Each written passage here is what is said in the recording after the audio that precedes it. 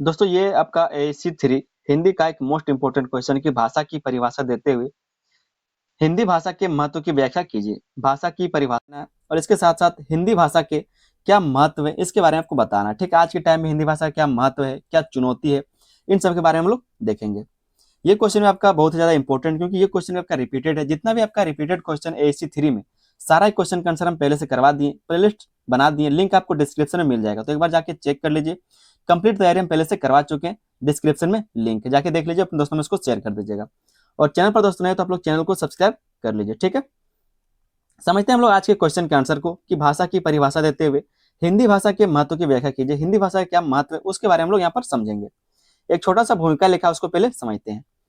कहा जा रहा है कि भारत जैसे बहुभाषी देश में हिंदी भाषा का विशेष महत्व है। भारत क्या है तो एक बहुभाषी देश है, मतलब यहाँ पर बहुत तरह की भाषाएं बोली जाती है। जो आधिकारिक भाषा ही हमारा है वो 22 है, आधिकारिक जो भाषा है वही हमारा 22 है। ठीक है, कहा जा रहा है कि भारत जैसे बहुभाषी देश में हिंदी भाषा का विशेष महत्व है, क्योंकि यह व्यापक रूप से बोली और समझी जाती है। क्योंकि ये जो हिंदी भाषा है वो व्यापक रूप से, मतलब भारत के बहुत बड़े क्षेत्र में ये फैला हुआ है, और अधिकतर लोग क्या तो हिंदी बोलते और समझते हैं, तथा विभिन्न भाषाई समूहों को जोड़ने का कार्य करते हैं। जो विभिन्न भाषाई समूह है, जो अलग अलग भाषाओं को बोलने वाले लोग हैं, जो समूह है, उसको भी हिंदी भाषा क्या करता है, जोड़ने का काम करता है। इस प्रकार हिंदी भाषा न केवल संचार का माध्यम है, बल्कि राष्ट्रीय एकता और सांस्कृतिक समन्वय की धुरी। धुरी का मतलब होता है केंद्र। ठीक है, तो कहा जा रहा है कि इस प्रकार जो हिंदी भाषा है न केवल संचार का माध्यम, मतलब सिर्फ ये कम्युनिकेशन का माध्यम नहीं है, सिर्फ बातचीत करने का एक माध्यम नहीं, बल्कि राष्ट्रीय एकता के लिए और सांस्कृतिक समन्वय के लिए केंद्र की तरह ये काम करता है। तो हमने यहाँ पर एक छोटा सा भूमिका को बस देखा है। आगे दोस्तों हम लोग देखेंगे भाषा की परिभाषा को और उसके साथ हिंदी भाषा के महत्व को समझेंगे। चैनल पर दोस्तों है तो आप लोग चैनल को सब्सक्राइब कीजिए, और आप लोग इस वीडियो को कहाँ से देख रहे हैं कमेंट करके जरूर बता दीजिएगा। समझते हैं हम लोग कि भाषा की परिभाषा क्या होती है। एक सामान्य परिभाषा है, कहा जा रहा है कि भाषा वह माध्यम है जिसके द्वारा मनुष्य अपने विचारों, भावनाओं और अनुभवों को व्यक्त करता है और दूसरों की बातों को समझता है।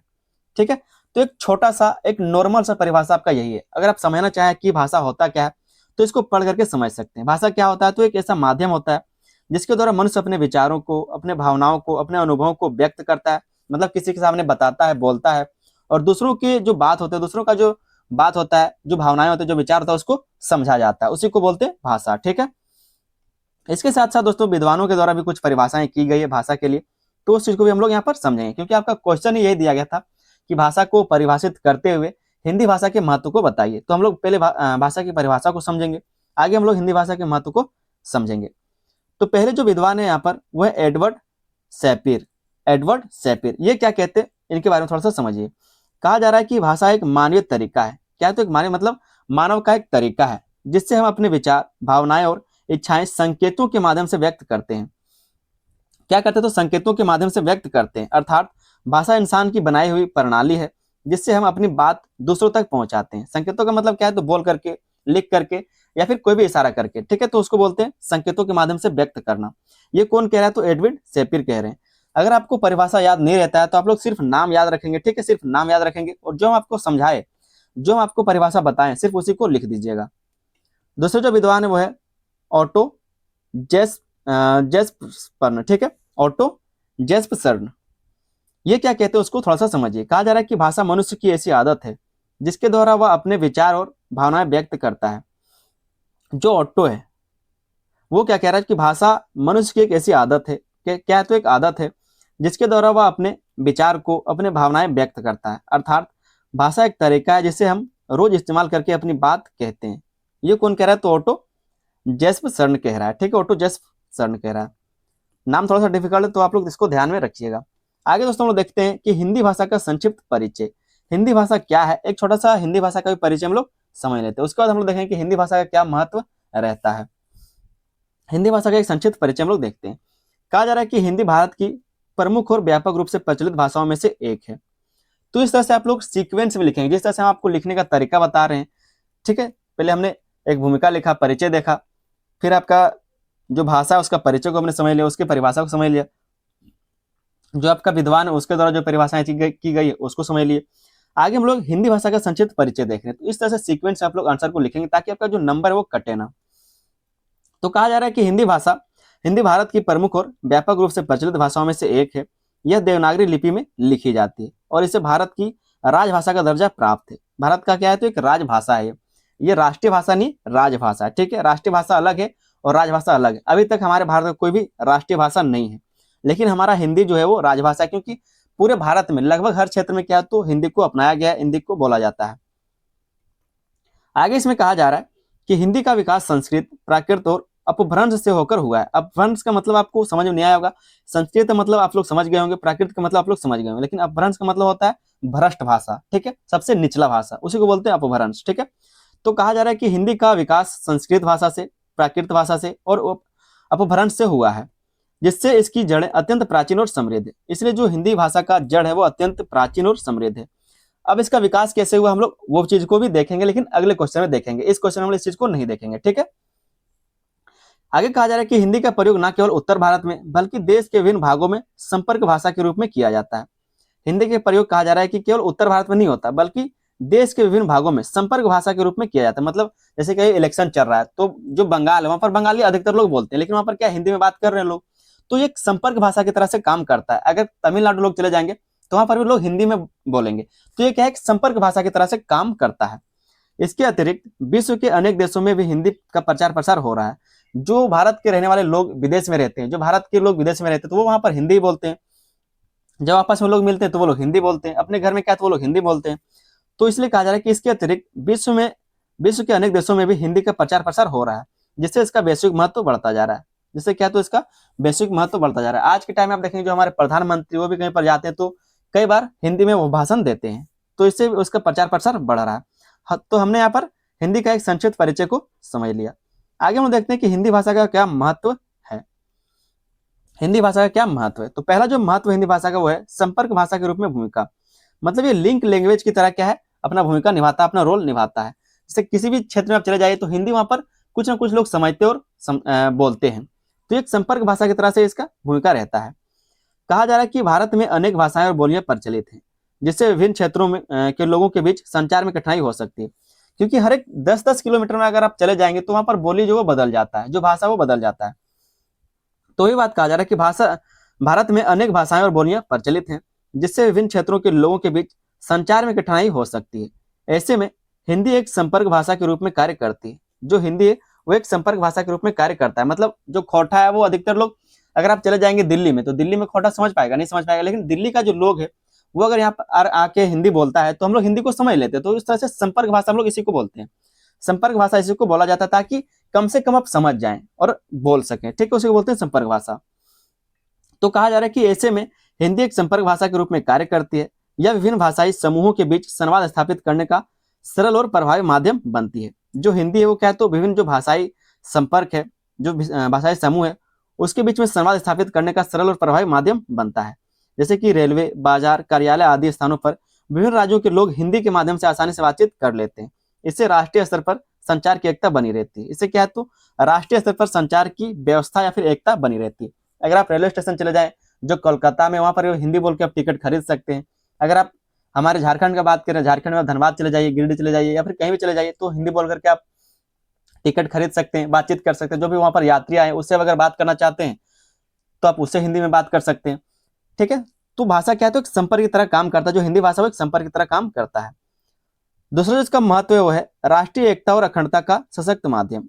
राष्ट्रीय एकता और अखंडता का ये सशक्त माध्यम है। हिंदी भाषा भारत की विविधता में एकता को बनाए रखने में महत्वपूर्ण भूमिका निभाती है। हम इसी चीज के बारे में आपको बता रहे हैं और ये भी एक इसका पॉइंट है। कहा जा रहा है कि यह विभिन्न धर्मों, जातियों और संस्कृतियों के लोगों को साझा मंच प्रदान करती है। चाहे वो किसी भी धर्म जाति के हो, किसी भी संस्कृति को मानने वाले लोग हो, कोई भी बोली बोलने वाले लोग हो, सभी को एक साझा मंच प्रदान करती है। राष्ट्रीय कार्यक्रमों, सरकारी कार्यों और मीडिया में हिंदी का प्रयोग लोगों में एकता और देशभक्ति की भावना को सुदृढ़ करता है। जैसे जो राजनेता लोग हैं, जो नेता लोग हैं, जो कार्यक्रम करते हैं, वो लोग जो सभाएं करती है, ठीक है, जो सरकारी कार्य होते हैं या फिर जो कह सकते हैं जो सभाएं की जाती है, जो सरकारी कार्यालय होता है या फिर जो कोई भी कार्यालय होता है, जो मीडिया होता है, सभी क्या करते हैं हिंदी भाषा का प्रयोग करते हैं, हिंदी का प्रयोग करते हैं, जिससे एकता और देशभक्ति बनता है और सुदृढ़ रहता है। ये आगे इसमें कहा जा रहा है कि इस प्रकार हिंदी राष्ट्रीय एकता की आधारशिला के रूप में कार्य करता है। हिंदी क्या है तो राष्ट्रीय एकता की आधारशिला के रूप में कार्य करता है, क्योंकि यहाँ पर बहुत तरह की बोली और भाषा बोला जाता है, लेकिन इसके बावजूद हिंदी क्या है तो एक संपर्क की तरह काम करता है। जहाँ पर बंगाली बोला जाता है, जहाँ पर उर्दू बोला जाता है, जहाँ पर कन्नड़ बोला जाता है, जहाँ पर मलयालम बोला जाता है, जहाँ पर तमिल बोला जाता है, वहां पर भी कुछ लोग हिंदी समझते हैं और हिंदी क्या है तो एक संपर्क भाषा की तरह काम करता है। तीसरा जो यहाँ पर हम लोग इसमें महत्व देखेंगे हिंदी का, वो है शिक्षा और ज्ञान के प्रसार का प्रभावी साधन। शिक्षा और ज्ञान के लिए क्या है, तो एक प्रभावी साधन होता है। हिंदी भाषा शिक्षा के क्षेत्र में अत्यंत महत्वपूर्ण भूमिका निभाती है। आज आप देखते हैं हर एक स्कूल में, हर एक कॉलेज में क्या है, तो हिंदी भाषा बोला जाता है। इसके साथ साथ कई और भाषाओं को महत्व दिया जाता है, लेकिन जो बोलचाल होता है वो किसमें होता है, तो हिंदी में होता है। तो शिक्षा और ज्ञान के प्रसार में प्रभावी साधन होता है। कहा जा रहा है कि हिंदी भाषा शिक्षा के क्षेत्र में अत्यंत महत्वपूर्ण भूमिका निभाती है, विशेषकर उन क्षेत्रों में जहाँ लोग अंग्रेजी या फिर अन्य भाषाओं में सहज नहीं है, जहाँ पर लोग अच्छे से अंग्रेजी नहीं बोल पाते, या फिर जो अन्य भाषाएं, जैसे कि अगर हम झारखंड में तमिल बोलना शुरू करें तो कोई समझ पाएगा, नहीं समझ पाएगा, तो यहाँ पर हिंदी लोग समझते हैं। यह विद्यार्थियों को अपनी मातृभाषा के निकट होने के कारण विषयों को आसानी से समझने में सहायता करती है। कहा जा रहा है कि ये क्या कहते हैं, जो विद्यार्थी है वो अपनी मातृभाषा के निकट होते हैं। जो हमारा मातृभाषा क्या है, हमारा मातृभाषा है खोरठा, ठीक है। मातृभाषा का मतलब जो आप जन्म से सीखे हैं, जो आप जानते हैं, उसी को बोलते हैं मातृभाषा। तो मातृभाषा हम लोग क्या बोलते हैं, बचपन से खोरठा बोलते हैं। हिंदी तो हमने बाद में सीखा है। तो हमारा जो मातृभाषा है वो खोरठा है, के निकट होने के कारण विषयों को आसानी से समझने में सहायता करती है। अनेक विश्वविद्यालयों और प्रतियोगी परीक्षाओं में हिंदी माध्यम उपलब्ध होने से शिक्षा का दायरा विस्तृत होता है। आज आप जो एग्जाम देखते हैं, चाहे वो इंग्लिश में पूछा जाता है या फिर हिंदी में पूछा जाता है, तो इसके कारण कहा जा रहा है कि इसका जो दायरा है वो बहुत ही विस्तृत होता है। इससे शिक्षा अधिक सुलभ और लोकतांत्रिक बनती है। तो ये भी इसका हिंदी का एक महत्व है, हिंदी भाषा का एक महत्व है। अगला जो महत्व है हिंदी भाषा का, वो है समृद्ध और विविधतापूर्ण साहित्यिक परंपरा। समृद्ध और विविधतापूर्ण साहित्यिक परंपरा, ठीक है। कहा जा रहा है कि हिंदी भाषा का साहित्य अत्यंत समृद्ध है, क्योंकि हिंदी भाषा में बहुत सारे साहित्य लिखे गए, इसलिए कहा जा रहा है कि समृद्ध और विविधतापूर्ण साहित्य परंपरा यहाँ पर देखने को मिलता है। क्योंकि अधिकतर जो कह सकते हैं, जो साहित्य लिखे गए, जो नाटक, जो कहानी, जो भी लिखे गए, ग्रंथ लिखे, वो हिंदी में देखने को मिलते हैं। कहा जा रहा है कि हिंदी भाषा का साहित्य अत्यंत समृद्ध, व्यापक और विविधतापूर्ण है। भक्ति काल, रीतिकाल और आधुनिक काल में हिंदी साहित्य ने अनेक उत्कृष्ट कृतियां दी है। कई सारी कृतियां लिखी गई है। कबीर की साखियां, तुलसीदास की रामचरितमानस, ठीक है, प्रेमचंद के उपन्यास आदि हिंदी साहित्य की धरोहर है, हिंदी साहित्य की धरोहर है। तो हिंदी को इस तरह से बढ़ावा दिया गया, इस तरह से हिंदी भाषा का महत्व देखने को मिलता है। यह साहित्य न केवल मनोरंजन करता है, बल्कि समाज को नैतिक और सामाजिक दिशा भी प्रदान करता है। तो इस तरह से हिंदी का महत्व रहा है। अगला जो हम लोग महत्व देखेंगे हिंदी भाषा का, वो है भारतीय संस्कृति और परंपरा का संरक्षण। इससे भारतीय संस्कृति और परंपरा का संरक्षण भी होता है। कहा जा रहा है कि हिंदी भाषा भारतीय संस्कृति, परंपराओं और जीवन मूल्यों की अभिव्यक्ति का प्रमुख माध्यम है। हिंदी भाषा का जो संस्कृति है, जो भारतीय संस्कृति, उसका परंपराओं का, जीवन मूल्यों की अभिव्यक्ति का ये प्रमुख माध्यम होता है। इसमें लोकगीत, लोक कथाएं, मुहावरे और कहावतें क्या तो समाहित हैं, जो भारतीय जीवन की झलक प्रस्तुत करती है। हिंदी के माध्यम से हमारी संस्कृतियां, विरासत सुरक्षित रहती है और नई पीढ़ी तक पहुंचती है। इस प्रकार हिंदी सांस्कृतिक निरंतरता बनाए रखने में सहायक है। इस तरह से क्या जो हिंदी है वो सांस्कृतिक निरंतरता बनाए रखने में सहायक है। तो भारतीय संस्कृति और परंपरा का संरक्षण करता है, क्योंकि हिंदी में बहुत सारे क्या तो जो साहित्य वो लिखे गए, जिसके कारण एक पीढ़ी से दूसरी पीढ़ी तक वो पहुंच पाता है। अगला जो महत्व हिंदी भाषा का, वो है प्रशासन और जनसंचार में उपयोगिता। इसका प्रशासन और जनसंचार में उपयोगिता देखने को मिलता है। हिंदी का प्रयोग प्रशासनिक कार्यों में, सरकारी नीतियों में, न्यायालयों और जनसंचार माध्यमों जैसे कि रेडियो हो गया, टीवी हो गया, ठीक है, समाचार पत्र, इंटरनेट, इन सब चीजों में किया जाता है, व्यापक रूप से किया जाता है। यह आम जनता तक सूचनाओं को सरल और प्रभावी ढंग से पहुंचाने का माध्यम है। ये जो हिंदी है वो आम जनता तक सूचनाओं को सरल और प्रभावी ढंग से पहुंचाने का एक माध्यम है। सरकारी योजनाओं और सूचनाओं को हिंदी में प्रस्तुत करने से वे अधिक लोगों तक पहुंचती है और उनका लाभ बढ़ता है। तो ये क्या है, इसका एक महत्व, हिंदी भाषा का एक महत्व है कि वो प्रशासन और जनसंचार में उपयोगिता इसका होता है। अगला जो इसका महत्व है वो है आर्थिक और व्यवसायिक क्षेत्र में महत्व। आर्थिक और व्यवसायिक क्षेत्र में देखने को इसका महत्व मिलता है। हिंदी का प्रयोग व्यापार, बाजार और विज्ञापन के क्षेत्रों में तेजी से बढ़ रहा है। चाहे वो व्यापार हो, चाहे वो बाजार हो, चाहे वो विज्ञापन हो, सारे क्षेत्रों में क्या है तो इसका प्रभाव, जो हिंदी भाषा उसका प्रभाव तेजी से बढ़ रहा है। कई कंपनियां अपने उत्पादों का प्रचार हिंदी में करती हैं, जिससे वे अधिक लोगों तक पहुंच पाती है, जैसे कि टीवी, विज्ञापन, ऑनलाइन प्लेटफॉर्म और मोबाइल ऐप्स में हिंदी का बढ़ता उपयोग। इस तरह से क्या है तो जो टीवी है, जो विज्ञापन है, जो ऑनलाइन प्लेटफॉर्म है या फिर जो मोबाइल ऐप्स है, वहां पर हिंदी का उपयोग बढ़ता जा रहा है। इससे हिंदी आर्थिक गतिविधियों का भी महत्वपूर्ण हिस्सा बनती जा रही है। इससे क्या है तो जो हिंदी भाषा है वो आर्थिक गतिविधियों का एक महत्वपूर्ण हिस्सा बनती है, क्योंकि प्रचार प्रसार देखते होंगे कि हिंदी में होता है, ठीक है। जो बाजार लोग कुछ खरीदने के लिए जाते हैं, या फिर जो बाजार होता है, जो इंटरनेट है या फिर जो ऑनलाइन बाजार, वहां पर हिंदी में देखने को आपको मिल जाएगा। जो विज्ञापन, जो प्रचार प्रसार है, वो भी सब क्या है तो हिंदी में देखने को मिलता है। तो आर्थिक और व्यवसायिक क्षेत्र में इसका महत्व देखने को मिलता है। अगला जो यहाँ पर महत्व देखेंगे हम लोग हिंदी भाषा का, वो है अंतर्राष्ट्रीय स्तर पर बढ़ता महत्व। अंतर्राष्ट्रीय स्तर में भी हिंदी का महत्व बढ़ता जा रहा है। आज हिंदी भाषा का महत्व केवल भारत तक सीमित नहीं है, बल्कि विश्व स्तर पर भी बढ़ा है। ठीक है, विश्व स्तर पर भी क्या तो ये बढ़ा है। अनेक देशों में हिंदी पढ़ाई जा रही है, अनेक देशों में क्या तो हिंदी भी पढ़ाई जा रही है, और प्रवासी भारतीय समुदाय के कारण इसका प्रसार हो रहा है। और जो हमारे भारत के लोग हैं जो विदेशों में रहते हैं, वो क्या कर रहे हैं, तो हिंदी भाषा का प्रसार कर रहे हैं। संयुक्त राष्ट्र जैसे मंचों पर भी हिंदी को मान्यता दिलाने के प्रयास किए जा रहे हैं। इससे भारत की सांस्कृतिक पहचान वैश्विक स्तर पर मजबूत होती है, और इससे क्या होता है, जो भारत की सांस्कृतिक पहचान है वो वैश्विक स्तर पर भी मजबूत होती है। तो इस तरह से हमने जो हिंदी भाषा उसके महत्व को समझ लिया। आगे दोस्तों एक छोटा सा निष्कर्ष जरूर लिखेंगे। ठीक है, आप लोग निष्कर्ष लिखना ना भूलें, कि निष्कर्ष से आपको आधा एक नंबर जरूर मिल जाता है। कहा जा रहा है कि भाषा मानव जीवन का आधार है, और हिंदी भाषा भारत की सामाजिक, सांस्कृतिक और राष्ट्रीय एकता की धुरी। धुरी का मतलब फिर से हम आपको बताते हैं कि केंद्र होता है। यह न केवल संचार का प्रभावी माध्यम है, बल्कि शिक्षा, साहित्य, संस्कृति, प्रशासन और अंतर्राष्ट्रीय स्तर पर भी महत्वपूर्ण भूमिका निभाती है। तो इस तरह से एक छोटा सा आप लोग निष्कर्ष जरूर लिख लीजिएगा। आप लोग के लिए हम इतना मेहनत करते हैं, आप लोग के लिए तो प्लेलिस्ट बना दिए, लिंक आपको डिस्क्रिप्शन मिल जाएगा, चले जाइए, जाके चेक कीजिए और तैयारी शुरू कर दीजिए।